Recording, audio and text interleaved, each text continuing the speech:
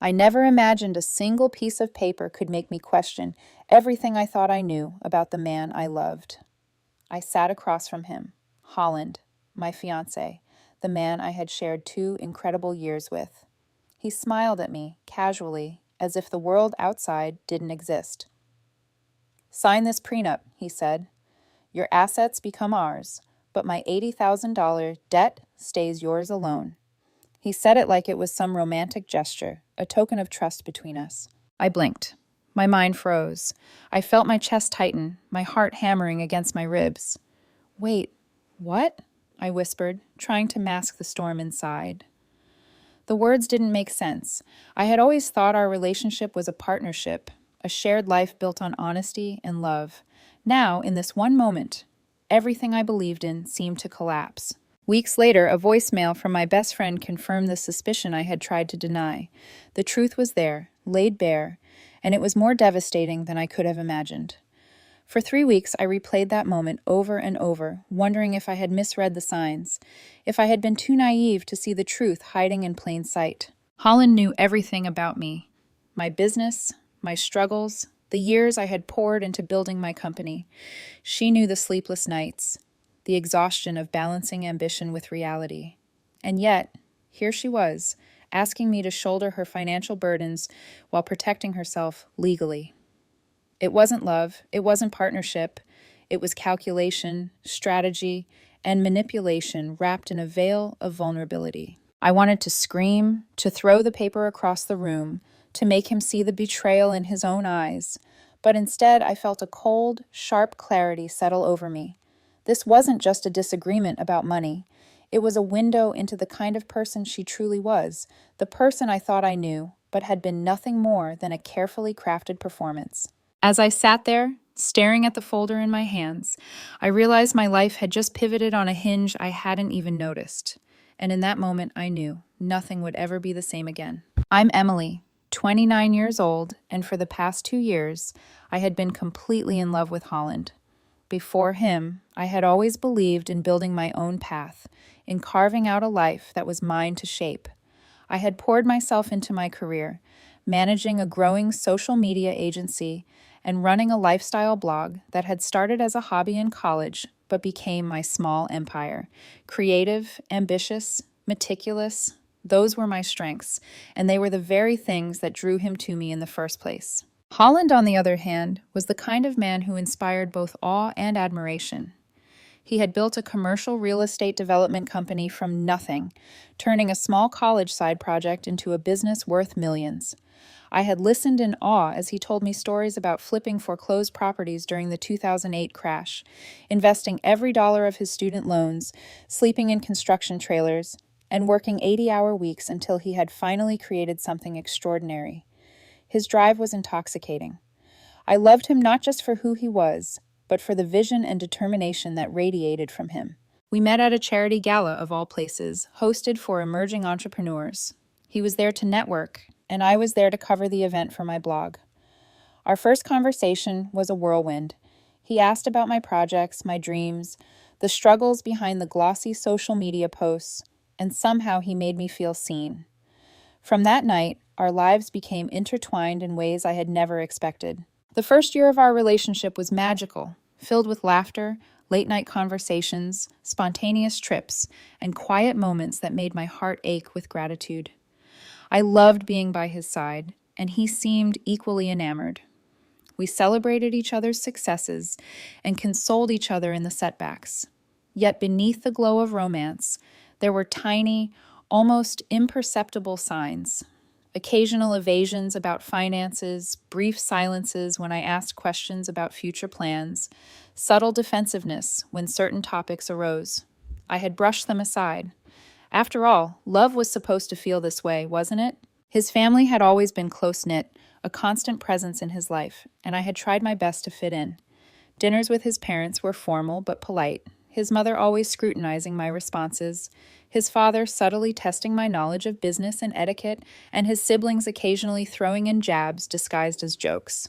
I had laughed along, knowing that winning their approval mattered to him, and, in a strange way, to me too.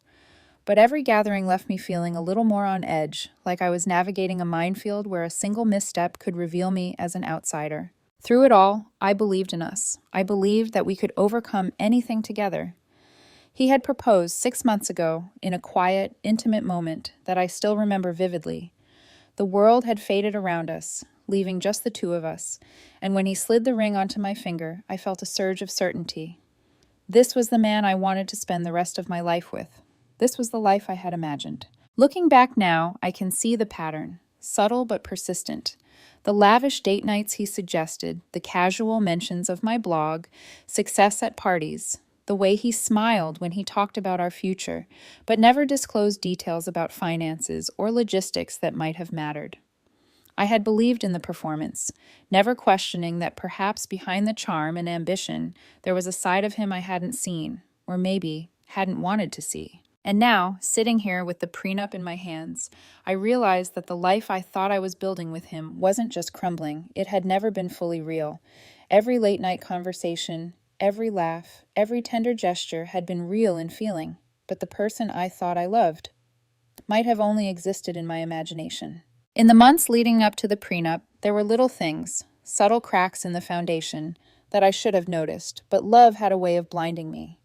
At first it was harmless. A vague answer about his weekend plans, a fleeting hesitation when I asked about future investments. Small, almost imperceptible, but they planted tiny seeds of unease. I dismissed them, telling myself that everyone had secrets, that privacy was healthy even in love. Then came the unusual requests. He would ask me to approve certain expenses or approve social media promotions for his company, framing them as partnership decisions. But the more I participated, the more I realized I didn't actually understand the financial consequences. It felt like I was following instructions without a clear picture of the bigger game being played. The tension didn't erupt. It simmered quietly, a shadow at the edges of every conversation. Friends noticed it too. Casual remarks like, "Are you sure he's being completely honest?" Or, "That seems a little off," would linger in my mind long after the laughter faded. I hated doubting him, but the whispers gnawed at me. I found myself checking shared calendars, noticing discrepancies between what he said and what he did, catching fleeting sense of stress or deceit in moments when I shouldn't have. And yet, I wanted to believe in him. I wanted the Holland I loved to be real. Family gatherings were another minefield. His mother, always poised and calculating, would ask pointed questions about my financial background, subtly implying that my success might not be sufficient. His siblings, with their casual smirks and knowing glances, seemed to enjoy testing me, throwing hypothetical scenarios at me to gauge my reactions. I smiled, nodded, played along, but each event left me drained, anxious, and wondering if I was truly prepared for the life I thought I was choosing. There were also moments that were harder to interpret. Holland would disappear for hours, citing meetings or networking obligations, yet his phone would sometimes buzz with notifications from people I didn't know. Once I noticed a flurry of research tabs on our shared laptop, things about divorce settlements, spousal support, and asset protection. I tried to rationalize it. Maybe he was just curious, learning for the sake of knowledge. But a small voice in my head whispered, "Why would you need this if you trust us?" The air between us started to feel heavier. Conversations that once flowed freely now contained pauses and unspoken judgments. I found myself hesitating to ask questions, afraid that my curiosity would be met with irritation or defensiveness. Love, I thought, should feel like freedom, not walking on a tightrope. And yet, despite these small alarms, I carried on. I framed my doubts as my own insecurities, my own fears of inadequacy. After all, Holland had never given me a reason to distrust him openly. His charm, his intelligence, his deep understanding of my ambitions, these were things I clung to. The tension simmered quietly, like a storm gathering strength on the horizon. Looking back, I see now that these were the warning signs, the conflict seeds that foreshadowed the upheaval to come. Each subtle omission, each carefully worded answer, each unasked question contributed to the growing chasm between us. I didn't know it yet, But the prenup wasn't just a document. It was the culmination of months of hidden intentions, the first concrete evidence that the life I imagined with him might have been built on illusions all along. The day Holland handed me the prenup, I felt my stomach drop into a pit I didn't even know existed. We were in our apartment, sunlight streaming through the tall windows, illuminating the sleek furniture and carefully curated art that he had insisted we choose together. Everything looked perfect, but in that moment, perfection felt like a cruel joke. He slid the folder across the table toward me, his smile casual, almost too easy. "Emily, I need you to sign this," he said. I froze, my hands hovering above the documents. I had assumed we would discuss financial arrangements together, but there it was, bold, blunt, and unyielding. I picked it up, flipping through the pages with trembling fingers. My eyes widened as I read the terms. My assets, my blog, my small investments, everything I had worked for independently, would be shared equally if we divorced. His $80,000 debt, accumulated through lifestyle expenses, travels, and personal indulgences, would remain my responsibility during our marriage. If we ever separated, I would be left holding the bag while he walked away unscathed. I looked up, my heart hammering. "Wait, what?" My voice was steadier than I felt. This isn't fair." Holland leaned back in his chair, exuding the same calm confidence that had drawn me to him.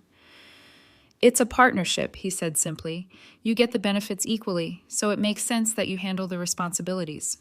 His eyes searched mine, as if expecting me to understand, to agree, to see the wisdom in his logic. I laughed, bitter, sharp, incredulous. "Handle the responsibilities? Are you serious? You mean I pay for your debt while giving up claim to my own assets if things fall apart?" My hands shook, and I clenched the folder as if it could protect me from the betrayal I was beginning to feel. He shrugged, almost dismissively. "It's just practical. Love doesn't always cover everything." The words hit me like a punch to the chest. Practical. That was the word he chose for a legal strategy that would financially enslave me while shielding him. I remembered all the nights he had recounted his struggles growing the business, the passion in his eyes, the honesty in his stories. And now, here he was, presenting a starkly different reality. The Holland I thought I knew, caring, protective, devoted, didn't exist in this moment. I could feel my pulse in my throat, each heartbeat echoing louder than the last. I tried to speak calmly, to reason. "Holland, this isn't a partnership. This is a business transaction disguised as marriage." He leaned forward, his expression tight but unwavering. "I don't see it that way. This protects both of us. You just don't understand yet." My stomach churned, bile rising, anger and disbelief twisting together. "I've shared everything with you, my life, my work, my dreams. And you've been planning to trap me in this?" Holland's eyes flickered, a brief hesitation, but then the mask returned. "It's just a document. We can talk about it if you want, but the terms are what they are." I slammed the folder onto the table. The sound reverberated through the apartment like a verdict. "Then we're done talking. I won't sign this." My voice cracked, and for a moment I couldn't breathe. I felt the room spin, the sunlight blinding, as though reality itself was punishing me for my naivety. He exhaled slowly, almost disappointed. "So, no wedding?" I swallowed hard, forcing the words out, steady and final. "Then there's no wedding." The silence that followed was suffocating. For a long moment, all I could hear was my own ragged breathing, the pounding of my heart, and the echo of every warning I had ignored. In that single, devastating exchange, the life I had envisioned with Holland shattered. Everything, the laughter, the plans, the shared dreams, crashed into ruins around me. I walked out that night, leaving behind the apartment, the plans, the love I had thought was real.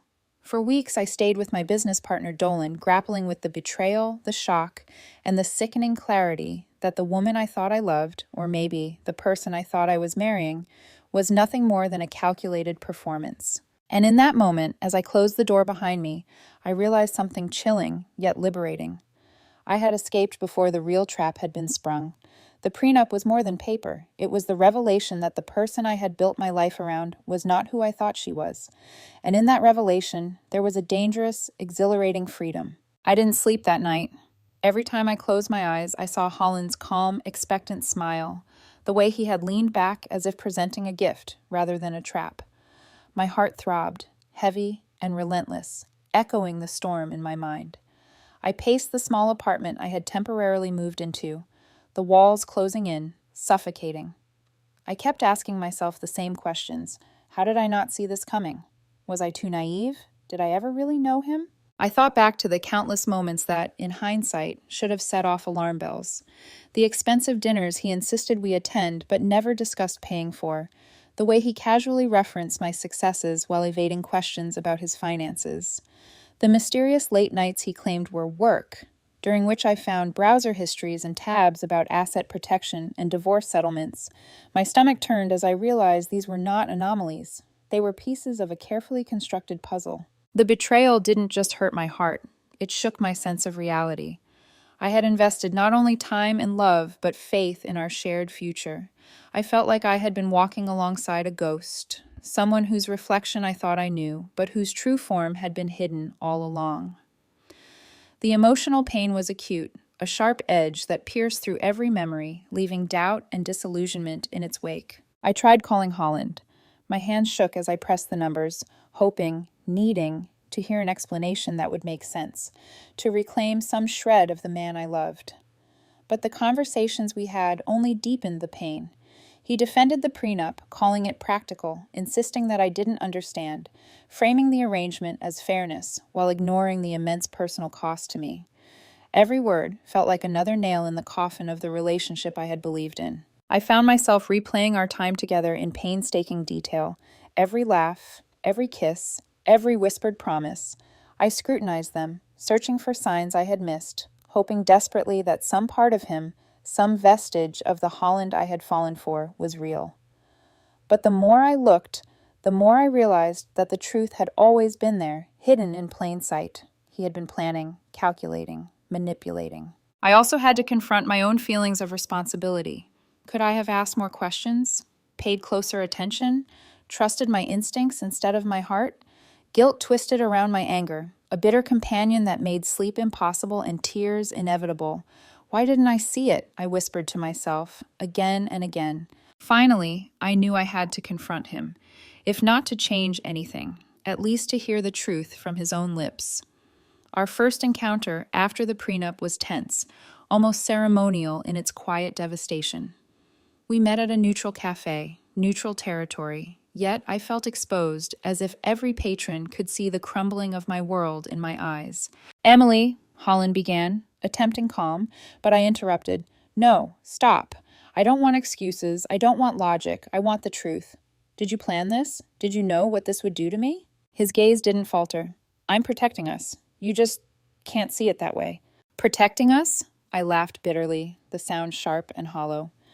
"You mean protecting yourself while dangling me into debt? While destroying the trust between us?" He tried to reach for my hand, but I pulled back instinctively, every nerve screaming in defiance. I realized then that the betrayal wasn't just financial, it was emotional, psychological. The life I had been living, the love I had poured out, had been assessed, calculated, and monetized. I felt a wave of nausea, followed by an unexpected clarity. For the first time since discovering the prenup, I allowed myself to feel something beyond shock and betrayal. Control. I could not change what had been done, but I could choose my response. I could leave, walk away, and reclaim my life, or stay and be trapped in a partnership that was never meant to be equal. As I left the cafe, I felt the weight of weeks of sleepless nights lift slightly. I didn't have the answers yet. I didn't know exactly how the fallout would unfold, but I knew one thing. I would not be complicit in my own exploitation. I would confront the reality, face the consequences, and, most importantly, I would protect myself. What I hadn't anticipated was how quickly the fallout would escalate. Holland's family, once distant and formal, suddenly became relentless. They showed up unannounced, calling, messaging, and arriving at my temporary apartment as if proximity could force a reconciliation. His mother's voice was sharp over the phone, dripping with both faux concern and thinly veiled accusation. "Emily, you're being unreasonable. Holland gave you the best 2 years of his life. You owe him your support." I froze the first few times I heard this, heart pounding with disbelief. Support? My mind raced back over everything: the prenup, the calculated planning, the way he had positioned me to assume financial responsibility for his debt, and I felt a surge of defiance. Support? No. I had given everything I had willingly, and I was done paying for deception. His brothers were no better. They called repeatedly, suggesting that I had led him on or abandoned him in his moment of need. I listened to their words, each sentence a carefully sharpened knife meant to provoke guilt and fear. And yet, the more I heard them, the more I realized the absurdity of it all. Their family saw marriage as a transaction, a ledger of favors and debts, and I refused to participate in that worldview. Dolan, my business partner and legal advisor, became my anchor in the chaos. He helped me document every interaction, every message, every evidence of financial manipulation. Each phone call from Holland's family, each voicemail left on my phone, became a piece of the puzzle, confirming that this was not just a disagreement. It was a coordinated attempt to pressure me into accepting an arrangement that would have left me vulnerable. The emails from vendors were another layer of stress. Holland had contacted our wedding photographer, caterer, florist, and band, creating a narrative in which I was supposedly responsible for all cancellation fees and unpaid balances. Rita, our photographer, was bewildered when I called her to clarify. "I've never had a bride asked to pay in installments for photos after the event," she said, confusion in her voice. When I explained that Holland had told her I would cover everything, she grew frustrated, insisting she had never agreed to such terms. It was as though the universe itself was conspiring to make me doubt my judgment, to question whether I had acted too quickly. But each call, each email, each confrontation only solidified my resolve. I began to see the pattern in Holland's behavior: months of research, calculated planning, carefully staged scenarios, all designed to exploit my trust and affection. Then came the intervention. Holland's extended family arrived at Dolan's office, a formal and intimidating group. His mother, his two brothers, and his aunt, all armed with rehearsed arguments, accusing me of abandoning him, of being cold and uncaring, of ruining the life we had built together. I remember looking at them, trying to remain composed, and realizing something terrifying and liberating at the same time. They believed in the illusion of Holland I had loved, not the reality. His aunt's voice pierced through the tension, sharp and accusing. She could have married someone else. She chose him. And this is how she repays him? I felt a flash of anger and clarity. This family sees marriage as a transaction. Not love, not partnership, transaction. The realization was bitter, but it gave me strength. I wasn't just defending myself, I was defending the truth, exposing the facade that had been built around Holland and his world. Through all this, Dolan helped me navigate each confrontation. He reminded me to stay grounded, to keep careful records, to respond calmly and rationally. I refused to let their manipulation dictate my actions. My responses were measured, my words precise, yet firm. No threats, no insults, just truth. Meanwhile, the evidence against Holland grew stronger. Browser histories, emails, and intercepted messages revealed months of deliberate research into my financial life. He had consulted legal advisors about asset protection, pre-marriage debt allocation, and divorce settlements, all before we were engaged. The web of premeditation was undeniable. As each layer of deception unraveled, I felt a mixture of sorrow and vindication. Sorrow for the love I had believed in, for the dreams that had been built on illusion. Vindication because I had acted before it was too late, before I became entangled in the consequences of his calculated schemes. By the end of this week, the tension had reached a fever pitch. Friends who had been neutral began questioning Holland's motives, vendors contacted me for clarity, and even those in his family who were previously supportive started to hesitate. The walls he had built around his story were beginning to crumble, brick by brick, as the truth emerged. And in that chaos, I found myself changing, not just reacting, but transforming. The fear and confusion that had gripped me were giving way to a clear sense of self, a recognition that I would not allow my life, my finances, my peace of mind to be dictated by someone else's manipulation. I had been hurt, yes, but I was not powerless. For the first time since discovering the prenup, I felt a surge of agency, a spark of control over the narrative that had threatened to consume me. I understood in that moment that the storm was far from over, but I was ready. Weeks passed, and the storm of confrontation, emails, and calls didn't relent. It intensified. Each day brought a fresh wave of manipulation, subtle guilt-tripping, and accusations. Holland's family was relentless. Vendors demanded clarity, and his social media posts painted me as the villain who had abandoned him. I felt surrounded, trapped in a whirlwind I couldn't escape. I remember one night vividly. I was alone in the small apartment Dolan had helped me move into, the city lights outside flickering through the blinds. The silence was deafening, except for the relentless ticking of the clock, each second a reminder of everything I had lost. I sank onto the couch, my hands covering my face, and felt a hollow ache settle in my chest. Anger and sorrow swirled together until I couldn't separate one from the other. It wasn't just the betrayal, it was the magnitude of deception. Holland hadn't simply mismanaged his finances or made poor choices. He had meticulously constructed a persona, a life, a story designed to lure me in while protecting himself. The woman I thought I was marrying never existed, and worse, I had poured my heart, trust, and love into someone who had only ever calculated his gain. I replayed our entire relationship in my mind. The laughter, the quiet mornings, the intimate conversations, they all now carried a haunting undertone. Every memory felt tainted, every shared dream a mockery of my own vulnerability.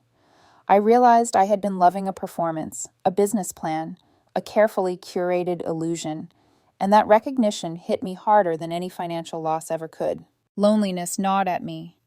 Friends tried to offer comfort, but how could anyone understand the peculiar ache of realizing that the person you trusted most was fundamentally different from the one you thought you knew? I couldn't talk to Dolan about my feelings forever. His role was to advise, not console. And so I faced the dark nights alone, with only my thoughts and the suffocating knowledge that everything I had built emotionally with Holland had been a mirage. I thought about the future, the wedding that would never happen, the prenup that had almost trapped me, and the debt I would not assume. The irony of the situation twisted my stomach. He had tried to use love as leverage, and in that process, I had been forced to confront the limits of trust, intimacy, and partnership. It was a lesson that left me raw and exposed, questioning not just him, but my own judgment. For the first time, I let myself cry without restraint. Tears streamed freely, hot and unstoppable, as I mourned the loss of a life I had imagined but would never have. I felt betrayed, not only by Holland, but by my own heart that had believed in him so completely. The grief was relentless, a tidal wave that pulled me under, leaving me gasping, powerless, and utterly alone. I even questioned my own strength. Could I recover from this? Could I rebuild the sense of trust I had lost, not just in him, but in myself? Could I allow myself to love again, without fear of manipulation, without the shadow of calculated betrayal looming over me? The questions had no answers, only echoes bouncing through the hollow apartment, bouncing through my mind. Yet even in the darkness, a small ember of clarity glimmered. I realized that this despair, as deep and overwhelming as it was, would not define me. It could break me, or it could teach me. And though it felt impossible in that moment, I knew instinctively that this was the lowest point, the nadir before the ascent. I had hit rock bottom emotionally, and from here, there could only be a way forward. For hours, I sat in silence, letting the weight of loss and betrayal press down on me. My mind replayed every moment with Holland, every conversation, every laugh, every plan. And yet, amidst the tears, I felt the first faint spark of resolve. I would not be a passive participant in this manipulation. I would not let the person who had betrayed me define my future. It was the darkest night of my life, but somewhere in the depths of that despair, I began to understand the first truth. My power was not in changing him, nor in reclaiming what was lost. My power was in reclaiming myself. The days after that dark night were heavy, but something had shifted. Amid the haze of grief and frustration, a small, resolute part of me emerged, demanding action. I couldn't change the past, and I couldn't control Holland or his family. But I could take ownership of my own life, my own decisions. I realized that power, true power, came from clarity and courage, not anger or revenge. Dolan encouraged me to review everything again: emails, messages, financial documents, browser histories, anything that could solidify the picture of Holland's premeditation. At first, I resisted. I didn't want to wade through reminders of betrayal, but necessity outweighed fear. Every detail I uncovered was a shard of truth, sharp and illuminating. One afternoon, I stumbled across something that made my stomach drop and my pulse race. It was an email thread between Holland and his financial advisor, dated months before he ever proposed. He had been researching asset protection strategies, divorce settlements, and methods to ensure his personal debts remained separate while leveraging mine. The dates matched perfectly with our engagement timeline. He had known the stakes, and yet he had carried on as if love alone bound us. My hands shook as I scrolled further. Attached were notes detailing projected scenarios, how much I could be liable for, how assets could be divided, even which vendors' deposits he might attempt to shift onto me. This wasn't just oversight or poor planning. This was deliberate, meticulous, calculated, and it confirmed what I had feared all along. The man I had loved wasn't the man I had known. Around the same time, Delaney, Holland's former best friend, who had once been complicit in some of the wedding arrangements, reached out. She asked for a private conversation, apologetic and hesitant. "Emily," she said, "I didn't realize the full extent of what was happening until I saw it again with someone else. Holland's strategy, it's systematic. He's done this before, and he's probably still doing it. I'm sorry I didn't see it sooner." Hearing Delaney confirm the pattern was like a lightning strike. It validated my instincts and my discoveries. Holland's actions were not isolated, nor were they mistakes. They were a carefully orchestrated plan to benefit himself at the expense of anyone who trusted him. And yet, in that confirmation, I felt something unexpected: relief. The fog of doubt lifted. The confusion, the second-guessing, the haunting question of whether I had overreacted, it was gone. I knew then that I had a choice.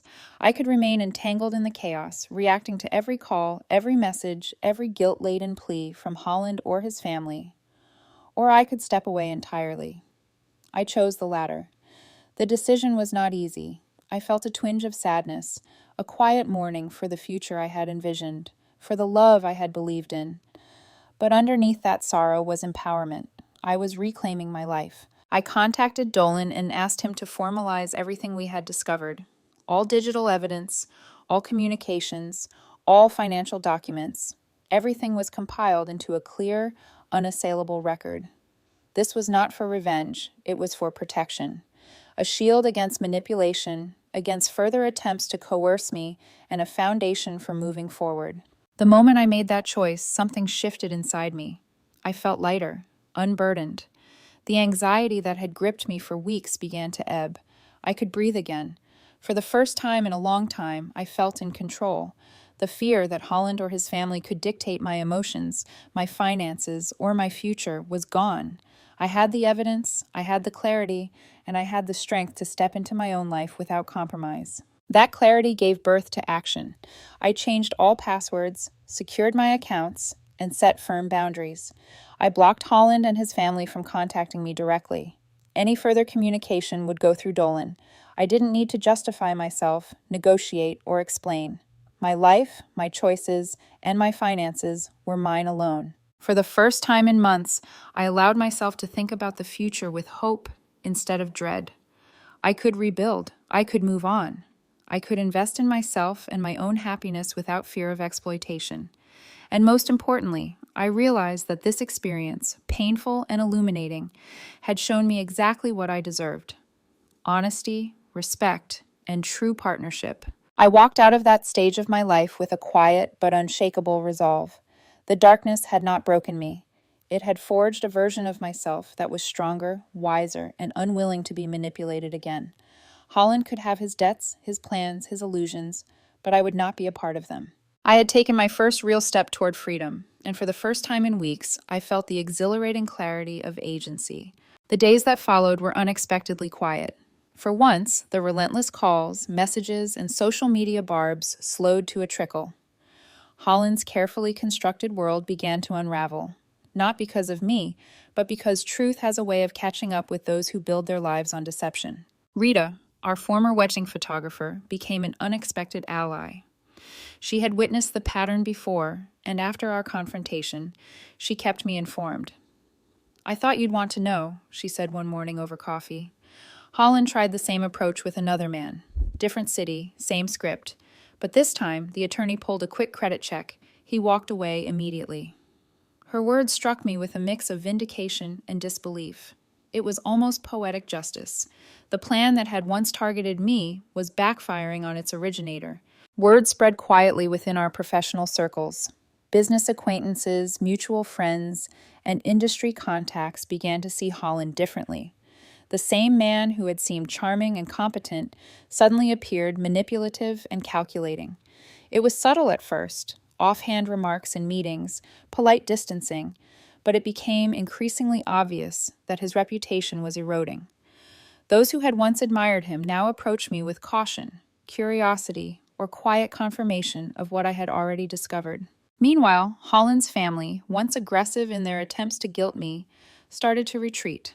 His mother's calls became infrequent and hesitant. His brothers no longer pressed their accusations. Even his aunt's biting comments dwindled to silence. I realized they too were witnessing the consequences of their son's manipulations, and in some way the family dynamic had shifted. They were no longer pressing me to take responsibility for what was never mine to begin with. I watched this unfold from a place of calm rather than triumph. There was no desire for revenge, no gloating satisfaction. The relief came from clarity and distance, the knowledge that I had chosen integrity over manipulation, honesty over deceit. By stepping away, I had removed myself from the storm, and the storm inevitably began to dismantle itself. Dolan continued to support me, handling any residual contact from vendors, ensuring that no lingering debts or misunderstandings could be leveraged against me. It was reassuring to know that my financial independence, carefully guarded, was protected. I no longer feared surprise calls or unexpected invoices. I had taken the necessary precautions, and the freedom that came with that control was intoxicating. The most profound relief, however, came from within. For the first time in months, I could breathe without tension. I could plan for my future without the shadow of manipulation looming over me. My mind, once consumed with anxiety and suspicion, felt expansive again. I began to think about projects I had shelved, hobbies I had neglected, and dreams I had deferred. It was as if a fog had lifted, revealing a path forward that was entirely my own. I also began to see Holland in full clarity. The man I had loved, the one who had smiled across the apartment, the one who had whispered promises of partnership and future, was an illusion. The real Holland had been calculating, methodical, and self-serving. Recognizing this truth freed me from the lingering doubt that had haunted me since the prenup. I no longer questioned my judgment or my instincts. I had seen him for who he truly was, and I had acted decisively. Then came the unexpected confirmation. Delaney reached out again, this time with a mix of relief and admiration. "Seeing you handle this? It's inspiring," she admitted. "Most people would have been trapped in his world for months, maybe years. You acted with clarity." Her words reminded me that strength often emerges from hardship, and that true power lies not in retaliation, but in measured, deliberate action. Holland, as it turned out, struggled to find another partner willing to navigate his financial labyrinth. Attempts to recreate the pattern failed. Those who discovered his history chose to walk away, leaving him increasingly isolated. I didn't gloat. I merely observed the natural consequences of his choices. Life, as it often does, had a way of balancing the scales. In the midst of this fallout, I felt a profound sense of closure, not because I had won over Holland, but because I had reclaimed my life. The fear, manipulation, and uncertainty that had plagued me were no longer my burden. I could step into my future with confidence, knowing I had acted with integrity, self-respect, and foresight. And in that calm, I allowed myself to dream again. I considered new opportunities, new relationships, and the possibility of love built on honesty and mutual respect rather than manipulation. The lesson was clear. Partnership is not about absorbing another's problems or debts, nor about sacrificing one's own security. True partnership is mutual, balanced, and rooted in respect and transparency. I closed that chapter with gratitude, not bitterness. The heartbreak, betrayal, and chaos had taught me invaluable lessons about boundaries, self-worth, and the necessity of vigilance. And as I looked ahead, I understood that the future was mine to shape, untainted by deception, unclouded by fear, and full of possibility. Months passed, and life began to settle into a rhythm I hadn't known in years. The chaos, the manipulation, and the emotional whirlwind of Holland's deception became distant memories, lessons etched into my consciousness rather than scars weighing me down. I had reclaimed my time, my space, and my peace of mind. I started to invest more intentionally in myself, personal projects, travel, hobbies long neglected, and building relationships with people who valued honesty and integrity. For the first time in a long time, I could dream without hesitation or fear. I discovered a profound sense of freedom in simplicity. No ulterior motives, no hidden agendas, just genuine connection and authentic living. Romantically, I approached love differently. When Jenny entered my life, it was with no expectation of rescue, no implicit obligation, only mutual respect and shared values. She was financially independent, ambitious in her own right, and saw partnership as a collaboration of equals, not a transaction to be calculated. With her, I could breathe, laugh, and trust without vigilance or doubt. I realized the difference between someone who wants to build life with you and someone who wants to extract value from it. The final vindication came quietly, in the natural course of life. Holland's manipulative strategies unraveled with others as they had with me. I never needed to intervene, never sought revenge. The universe, in a way, completed the lesson for him. Deceit, calculation, and self-interest may work temporarily, but ultimately, truth has a way of surfacing. Looking back, the most valuable lesson wasn't about the prenup, the finances, or even Holland himself. It was about self-awareness, boundaries, and trust in one's instincts. I had learned that protecting oneself isn't selfish, it's essential. That loving fully does not require compromising one's integrity or enabling deception. And that sometimes the greatest act of love is choosing yourself over someone else's manipulations. I emerged stronger, wiser, and more grounded. Life is unpredictable, people are flawed, but the strength to navigate heartbreak, betrayal, and disappointment lies within each of us. And in my journey, I realized that freedom, clarity, and self-respect are the greatest forms of power we can cultivate. As I close this chapter, I carry a quiet confidence, a sense of inner peace, and the knowledge that the right people, partners, friends, allies will match your integrity and values. And when life tests you, as it inevitably will, the measure of resilience is not revenge, but the grace with which you step forward, intact and unbroken. The world didn't end with betrayal. It began anew, and I was finally ready to live it fully.